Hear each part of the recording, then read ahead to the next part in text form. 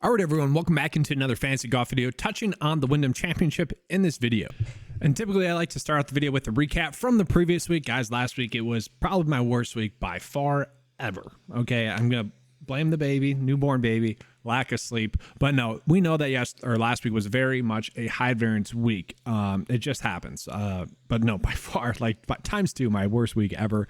Obviously hope to bounce back. But instead of doing the recap from last week, I will say the winning lineup was all top 65 or better in the 9-to-5 model. That was nice to see.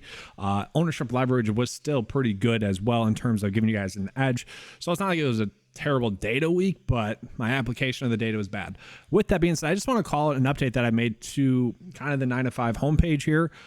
Anytime you guys want access to the 9-to-5 write-up, you can see that right here. And then also just get the latest videos as well. It's going to be on the 9-to-5 homepage. And then while we're at it, I do want to call it just some slight updates that I made to the 9-to-5 cheat sheet. So we'll see that I have kind of color coordinated as well to make it easier to see.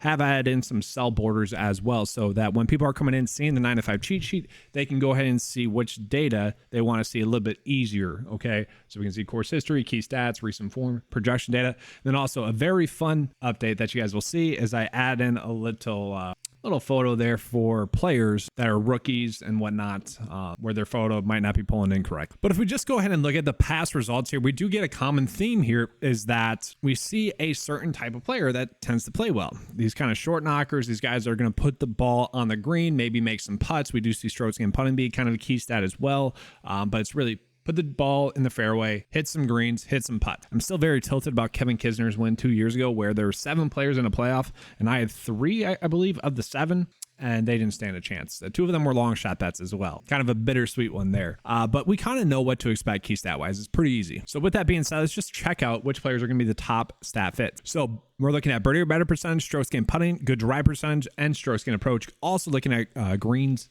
in regulation as well. But just looking at that, we can see which players are going to be the best stat fits based off of those constraints. Brennan Todd going to be popping up there. Denny McCarthy going to be popping up in there. Sungjae Im, Nate Lashley, Dylan Wu, Adam Hadwin, Adam Scott, Kevin Yu. Kevin Yu is going to be a favorite play of mine this week again. Andrew Putnam going to be popping up in there. Aaron Rye, Keith Mitchell as well.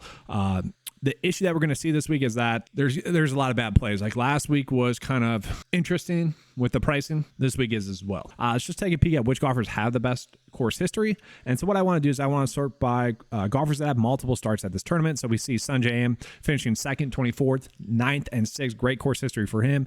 Billy Horschel, 27th, 2nd, and 6th. Russell Henley, 3 straight top 10 finishes. He's going to be a popular name this week. Cameron Davis, 15th and 22nd. Benny Ann, 35th and 3rd. Alex Smalley, Richie Rowensky, Brian Stewart, Chesson Hadley. We got a lot of golfers that are going to have a lot of good course history. That's the biggest takeaway, okay? At least a decent amount of starts. And so I do think we are going to default to golfers that do have some sort of good course history. 3 out of 4 made cuts, 2 out of 3 made cuts with a top 10 finish, like Danny McCarthy here. Probably not going to be too worried about his miscut. That's going to be the approach that I think we are going with this week. JT Poston, extremely interesting. 21st, 2 miscuts, and then a first. So interesting in that regard. Let's just go ahead and take a quick peek at recent form and specialist data, and then we'll be getting into the top picks. So looking at Stefan Jaeger, and this, guys, this is why I like. I don't know. It's got the 9-to-5 little tie going on there. The color scheme, I like it. But Jaeger, okay? Jaeger has been coming in the best recently, okay? And that's going to be due to the amount of made cuts that he's made as well. If you look at his last 5 starts, he would rank 3rd. But when you factor in his made cut percent a little bit higher there, JT Poston, best for the past 5 starts. We go back further, kind of struggling. So he is someone that we could shoot for upside with, given the fact that he has the 2nd, 6th, and 6th, 3 straight top 10 finishes. So I don't mind that. Eric Cole, also someone that has a big made cut streak with 7 straight. He's going to be popping up in there with some really good form. Shane Lowry, 1 missed cut recently at the Open Championship. Maybe we give him a slight pass there. Other than that, I have been playing pretty well. Justin Suh. This is the interesting thing this week. Justin Suh and Jaeger are kind of very similar plays to me. Yes, Jaeger has had more upside recently, we know that. But the fact that Suh and Jaeger have just been made cut machines, we are getting a very similar play at a much cheaper price tag. Andrew Putnam, a player that I've been on a ton. I think I'm going to be going back to the well with him. This should be a good course for him. And then we get to Hideki. It takes that long to get to Hideki, one of the top plays in the field for good form. That tells us really the struggle of this week, I would say. Yes, we know Hideki, Sungjae. We know those players are going to have good upside. The worry is the risk that they have, okay? That's my biggest worry. Let's go ahead and take a quick peek at specialist data. And just as an FYI, it is a par 70 That is being filtered into the data, just as an FYI. I need to refresh this graphic, just as an FYI. But looking at it real quick, what I want to look for is going to be looking at Donald Ross course players, which players have played well on those tracks. Remember, this is going to be no minimum on the starts, and it's going to be looking at their last 5 starts. So like Carl Yana, I'm sure he just has 1 start mixed in there. But Taylor Pendrith, Eric Cole, Troy Money Merritt, interesting there. Chris Kirk, Taylor Moore, Russell Henley. A lot of interesting names that I like right here, actually. So I think that's one thing we could be looking at. Green speeds. The greens are going to be pretty fast. We could be looking at that. Greens width. Maybe we want to look at Bermuda greens. We could factor that in there. But location. I'm very curious about location. Which players have played well in North Carolina-based tracks? Brandon Wu, Billy Horschel, Taylor Moore, Alex Smalley, JT, Russell Henley, Matt Kuchar. Kind of no real shocks there. And that's really it, guys. Like, I don't think we need to dive too much into the specialist data too much. Maybe we go with style, Parkland style course. But if you look at Donald Ross courses, you're pretty much pulling that data in there as well. So let's go ahead and get into the top plays for this week. And I want to start off with calling out this. Like last week, we only had 2 players that were like considered core plays via data. One of them made the cut, one of them missed the cut. That should tell you the week of last week. And so what goes into the data tags is which players are the statistical plays that we should be on based off of the previous season. And so we are going to see we have no core plays, 0 core plays. That should tell us the variance that we can expect this week. I want to point that out. And I also want to point out just how many fades we have. Players that are coming in as like statistical fade. And what I mean by this is you kind of want to look at it maybe in terms of like players checking the box. These are players that, given their price tag, are not checking enough boxes to be considered as good plays. Now, I do want to mention Justin Thomas. We know he's been struggling with his golf swing. We know that. There isn't as much trouble this week. So maybe we don't have to worry about that with Justin Thomas, maybe. But he's a player you certainly could be on if you wanted to be on. But look at this. Like, we have so many fades this week, especially over 7K. It's very interesting in that regard. And then last, I do just want to call it like outright tags. We only have 4 players that are like considered good outright bets via the data from the past 2 seasons, like players that check the boxes for golfers that have won over the past 2 seasons. Hideki, Siwoo Kim, Aaron Rai, and Chris Kirk. So once again, very much worrisome, especially given their model rank. Okay. So now let's go and get to the top plays for this week. So I do think like Sanjay and Hideki, they should be good enough plays. I mean, Sanjay just couldn't get anything going. That was kind of strange to see him like continue to struggle, especially on a track that he's played extremely well at. Hideki really had things going and then just had a bad round 3. That really sunk his week. Still a top 30 finish. I do expect Hideki to make the cut, but we'll see. Hideki has 2 missed cuts mixed in here at this track, and really key stat wise, not terrible, only 13th, and model rank wise, really not the best, and that is going to be coming in off a terrible course history. That's like the biggest factor in that. Okay. Other than that, like we do expect him to make the cut and whatnot, but there is some worry with him, especially given the price tag. Like I do expect him to make the cut. I do expect him to finish top 30. There is just some worry there. I think we'd be much better off going with someone like Russell Henley. Okay, Russell Henley, a little bit more risk reward. We know that. Okay, Russell Henley is coming in off of a miscut at the Open Championship. I think for Russell Henley's sake, for some of these plays like that, I think we can kind of just look past that a little bit. Just given the fact that not the best course in general.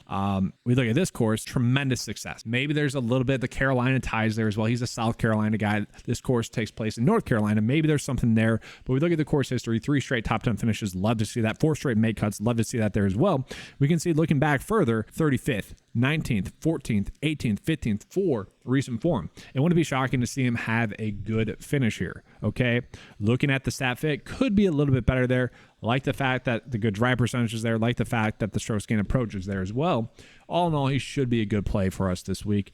I'm not going to say he's the starting point, but he is someone that if I'm paying up for someone, I kind of feel more comfortable paying up for Russell Henley, which does seem strange to say. So from there, someone like Adam Scott is also kind of popping up. Now, Adam Scott has been extremely annoying because his missed cuts this season have been because of a couple of bad shots, really. You look at the Genesis Scottish Open, he made a triple bogey on a hole that he shouldn't have made a triple bogey on. We look at his course history, 76th and 2nd. We look at the stat fit. He's going to be 5th in birdie or better percentage. Kind of like that. Strokes can approach 6th there. Strokes can putting 32nd there. So like all in all, not terrible. He is going to be the number 1 specialist in the field for whatever that's worth. This week, I don't think we have to look at that too much. But all in all, like a pretty solid play across the board. He's actually coming in as the 3rd best play this week. So if you end up on Adam Scott, I'm not going to blame you. It is a play that does make sense. And looking at JT Poston, I do think JT Poston is going to be a good GPP play. Last week I mentioned like Emiliano Grillo was a GPP only play. Couldn't play him in cash, but the upside was undeniable with him. I kind of feel like that's going to be the exact same for JT Poston this week. I actually might have said that for JT Poston last week as well.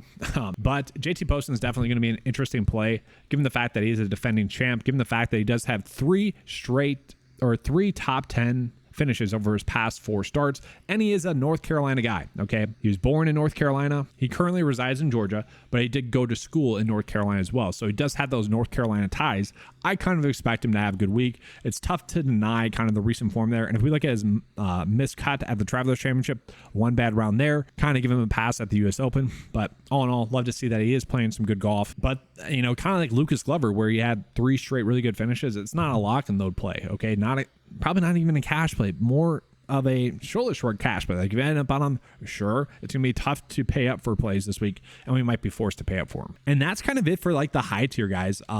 Looking at like JT, you could try to force in there. Ludwig continues to be a golfer that comes in overowned for some reason. Shane Lowry, once again, you can end up on. Sam Burns, wouldn't be surprising to see him play well. At the same time, not exactly something I'm banking on. So let's go ahead and move down into the mid tier. The mid tier, I think I'm going to be making a lot of my builds in the mid tier. Because starting with like Jaeger has only missed 3 cuts on the season. Jaeger also finished 13th at this tournament last year, has a missed cut 4 years ago. Not too worried about that. We look at the key stat data, 23rd in the field in birdie or better percentage, 12th in strokes gained approach, does struggle strokes gained putting. He's going to need a putt better. Okay, we need that. If we're going to get a top finish out of him, top 20, top 15, we need him to putt better. That's going to be the biggest takeaway.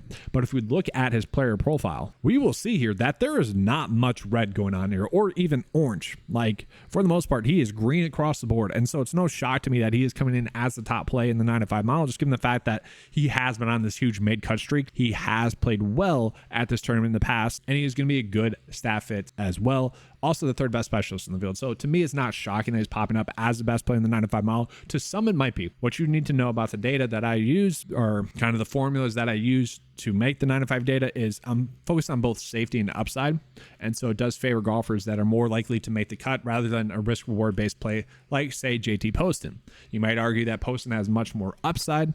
I wouldn't disagree with you. That's not what this day is trying to do. This day is trying to give us the best chance to have a profitable week. So yeah, I do think Jaeger's going to be a good starting point. Then from there, you could easily go with someone like Denny McCarthy, like Russell Henley, missed the cut at the Open Championship. And I say like Russell Henley because I think these two plays are pretty similar plays. I don't really get the price difference. We can see a 6th, 7th, 2nd, a top 20.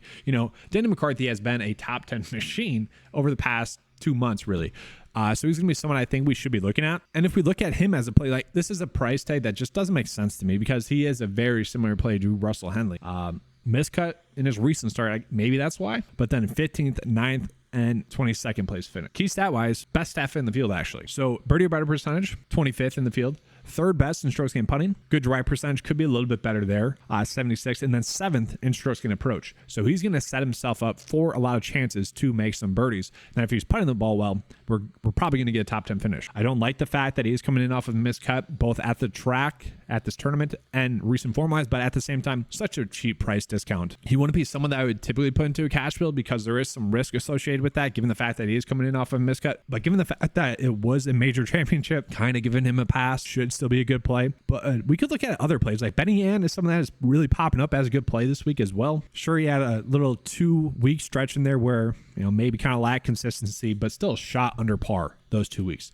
If he does that again in this field, which worse than the Rocket Mortgage and Travelers Championship, he should be able to make the cut. Okay, so at the Open Championship, finished 23rd. At the Genesis Scottish Open, finished 3rd. He has been playing some much better golf. Now, not going to be the best stat fit, don't get me wrong there, but he is someone here that has good course history, 35th and 3rd for his course history. So like that from him. All in all, a good play across the board. If we want to add him, we certainly could.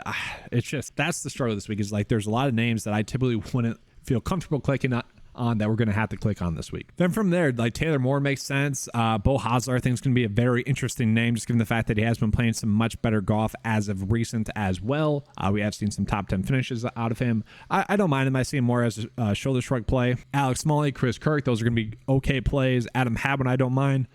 Gary Woodland, is he going to bounce back this week? We'll see. He just really couldn't drive the ball well. I don't mind that, but let's go ahead and get into the low tier because I think we're going to making a majority of our builds out of that range. Once again, the problem this week, like last week, is going to be the fact that we're going to have a lot of salary left over. Last week, that was the issue, and we saw that actually come to fruition, is that There's just a lack of safety on the high end, and maybe the strategy this week is to just have some salary left over. So let's look at some of the plays that I really like. We got Norman here, our outright winner from 3 events ago at the Barbasol Championship. Has since went 25th and 50th. One bad round last week at the 3M Open, shooting 73. Other than that, has been playing some pretty good golf. He is someone that doesn't have any course history, so there is that kind of concern there, and maybe we default to someone that does have course history over him, and that's not going to be Eric Cole here, but Eric Cole is someone that's really popping up as well. 4th in the 95 model. I don't know if I necessarily agree with that, but looking at it, 4th by specialists, I think that's part of the reason as to why. Key stat wise, popping up in their top 20 stat fit. Recent form has been extremely solid. Okay, that's probably the biggest reason why, is because he's been on this big made cut streak recently. Good stat fits. I think that's the reason as to why he's pulling in as a pretty good play, especially considering the field that we have. Now, is he a core play? I struggle with that. Is he like someone that we need to be going up our way to roster? I kind of struggle with that, but given the field that we have, we might be forced into playing him, especially at this price tag. So for now, I'll plug him in there. And then from there, we do get a lot of interesting names. Like I do expect Lucas Glover to play well. Webb Simpson has been someone that has been struggling this season. If he doesn't play well at this tournament, that'd be very shocking. Matt Kuchar is someone you would expect to play well at this tournament. Had a good week going last week. Really for the first 2 rounds, and then just couldn't score enough. Probably someone I expect to make the cut. We look at someone like Brendan Todd, though. Brendan Todd is going to be a very interesting click because he has been someone that has been playing much better as of recent. We look at it over his past 5 starts, pretty good. Like 49th, 2nd, 56th. Miscut here at the Travelers Championship where he opened with a 65 and then went 73. That was terrible, but still shot under par. Like in the price tag that we're getting, not terrible. And if we look at it, course history has been good enough, finishing 36th, 10th, miscut. Like 2 out of 3, we'll take that. Stat fit wise, going to be a good stat fit. We look at birdie or better percentage, top 20 in the field, top 20 in strokes gained putting, good drive percentage, 36th, and then top 5 in strokes gained approach. So all in all, Brendan Todd is going to be someone that should be a good play. Has been making cuts, has made cuts here. Good price tag. I don't mind him. Garrick Higo is going to be, I think, an interesting click for a lot of people, making 4 straight cuts in a row. He did miss the cut at this tournament last year, though. That's going to be a worry. I personally really like Justin Suh here, but we'll see. There are going to be other players that we could be on as well in this price point range, but given the fact that he has been making a bunch of cuts in a row, 8 straight in a row, I think he's going to be a good click. I'm having a tough time not ending up on him, and I do want to call Andrew Putnam as well. Andrew Putnam, this should be kind of a good course for him.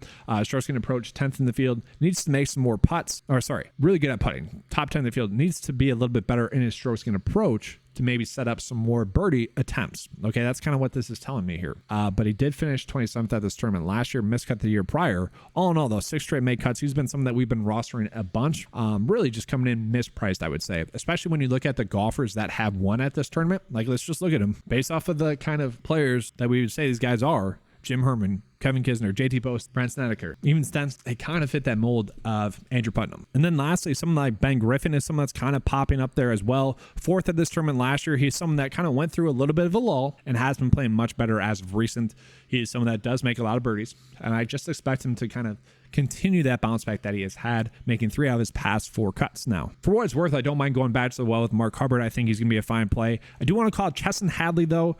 Kevin Yu, and just some other plays here real quick. Chad Ramey. Chad Ramey has made 6 straight cuts now. I think we can expect like a top 50 finish out of him. I think he'll be a good play. Kevin Yu. Look at this, guys. Kevin Yu. Birdie or better percentage 1st. Good drive percentage 2nd. Strokes gained approach 3rd. And we look at the putting. We saw this happen last week when he was in contention. Missed a short 5-foot putt and then like 3 putted. That's just kind of him. I am willing to take that risk, though. Yes, we know he needs to make some putts. Maybe we get a spike week and he makes some putts. He is going to be a very good stat fit. He's going to be kind of underpriced considering how well he's played. Kind of hit or miss nature-wise. Makes for a good GPP play. Makes for a good outright bet. Not a cash play, but given the price tag, definitely interesting. Definitely someone I could see in a winning GPP lineup. Hate the fact that he was in contention on Saturday and then fell off, though. Yeah, so looking at Chesson Hadley, I feel like this is an easy kind of click. He's made the cut of this tournament the past 4 years. Obviously, has the North Carolina ties. Like to see that. We look at the recent form, pretty solid. I mean, he has made 5 cuts out of his past 6 starts, including a top 10 finish. He is someone that makes a lot of sense as an outright bet as well. It's going to be tough for me not to end up. I'm not sure. We want him to be a little bit better stat fit, but nothing too alarming. Like looking at this, like nothing too alarming, especially when we look at the recent data as well. Certainly someone we can end up on. But that's kind of the issue that we are getting here. So we can go like Brendan Todd, Justin Suh, Eric Cole, and then maybe we end up on Ben Griffin. Maybe we end up on Andrew Putnam. But this is the issue that I've had a lot thus far. And like, I don't even know if we need to play Eric Cole because I do like Hadley there as well. This is the issue that I've been having, is that we have so much salary left over. And honestly, I might just do that. Maybe change it slightly, but it kind of is what it is. So I want to call this out as well. Nagels Bagels on Twitter actually pointed this out. Ryan Gerard is also going to be someone that is a North Carolina based player.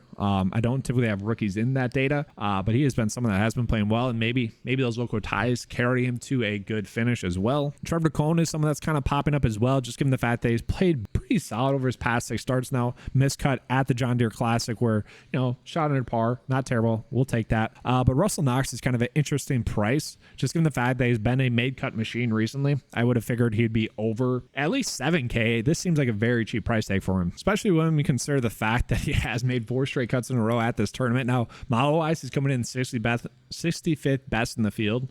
So, yes, we are shooting for maybe a little bit of upside there from him, maybe a little bit better finish. But all in all, I would say he's probably a little bit better of a play than what the data is suggesting here. The price tag just seems strange to me. And then also decent value play is going to be Justin Lauer.